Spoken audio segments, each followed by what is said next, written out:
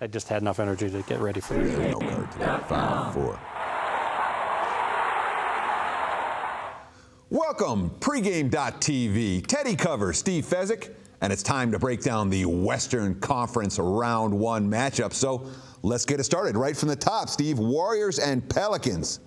New Orleans have any chance? I mean, do they have any chance in this series? We've seen 8s beat 1s, and they all come in the West. We saw the Grizzlies beat the Spurs. We saw the famous one, obviously, when the Warriors beat the Mavs, and the most famous of all, when George Karl's Seattle Sonics lost to Dikembe Mutombo and kissing the basketball on the floor. So the three ones that certainly that pop out in my mind over the last 25 years, all in the Western Conference.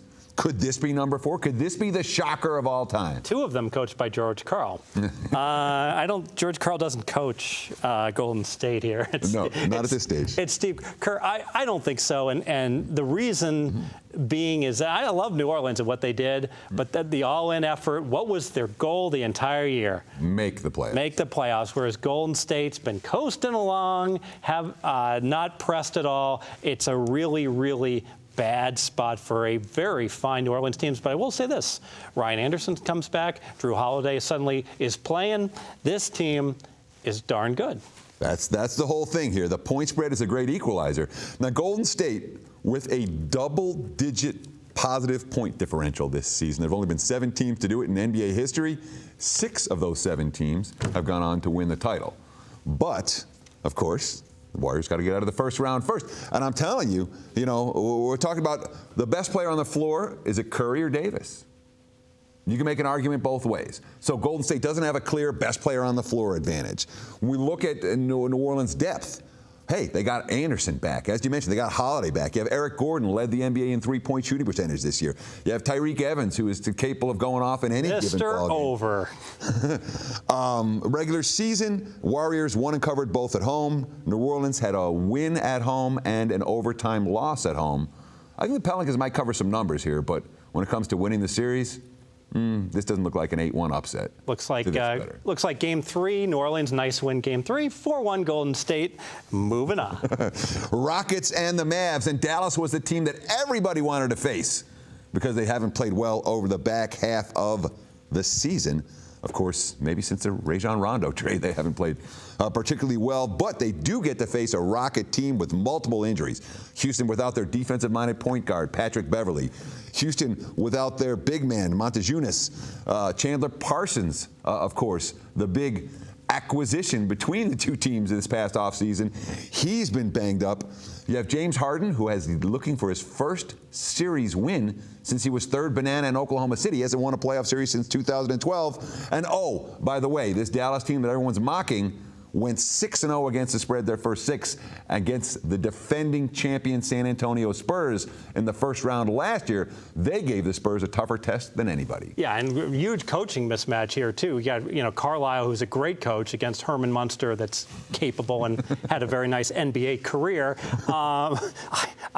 Houston's the type of team, Teddy, I don't want any part of. High-flying, Harden took one game off the entire game.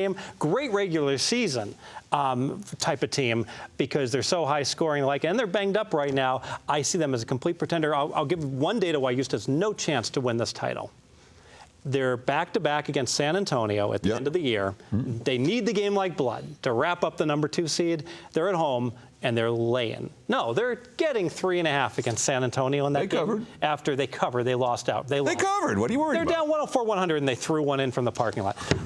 That's what Houston does. But the point is the very fact that they could be getting 3.5 points in a home game against San Antonio after having just lost in San Antonio. So it was a good spot for Houston. They're still getting 3.5 at home. No chance. I think Dallas select spots value on Dallas in this series. Sure. The regular season meetings, 4 meetings between these two teams, produced a grand total of 0 overs. Another series where you're going to see totals in the 200 plus. That may well be a little bit lower scoring. Hate Rondo, though. Hate what Rondo does on the court. Clippers, Spurs. And this series is going to be an absolute war. I mean, this is the number 2 point differential team versus the number 3 point differential team in the NBA this year are meeting in a 3-6 Western Conference matchup. I mean, that's insane when you think about it. You got the second best team against the fourth best team, and arguably that second best team is the best team, the Spurs. You know, how's that happen? The Clippers 14-1 straight up their last 15, 2-0 straight up versus San Antonio since Christmas. Of course, the Spurs 21-4 their last 25, and this is a now or never for both of these teams. Both of these teams are looking at some sort of a rebuild if they don't make it out of the first round, and that's, you know, if we're talking about 2 of the 4 best teams in the league, as we may well be doing, that sounds a little bit surprising when you think about it. One big concern I have is that I love San Antonio, everything they do. I love the way they play. I hate the way the Clippers play. They got all that talent in the world, Lob City, just like Houston, built to like impress and get on SportsCenter every night. And then they exit in the playoffs.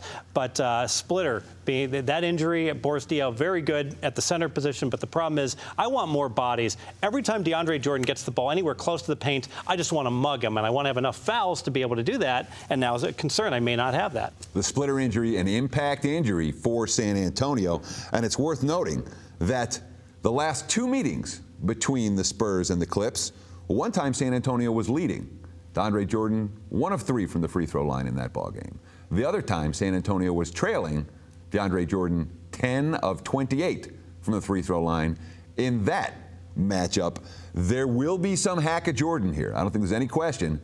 But from a totals perspective, it's going to make an enormous difference if the Spurs are winning versus if they're losing during the latter stages of these ball games. No possible way in any of these games in L.A. and Staples am I going to play an under knowing hack of Jordan could be coming. Yes. Fair enough. All right, Blazers and Grizzlies. This is the matchup of the 2 most injured teams in the postseason.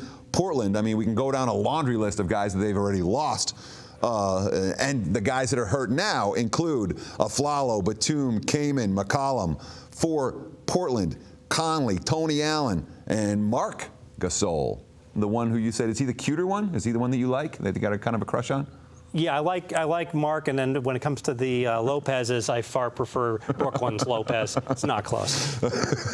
Fair enough. I'm not wired that way. I'm just, not that there's anything wrong if you are, but I regress. Go ahead, Tim. Memphis goes 4-0 straight up and against the spread in the regular season versus Portland. The whole point of Gasol is Gasol's got a bad wheel as well.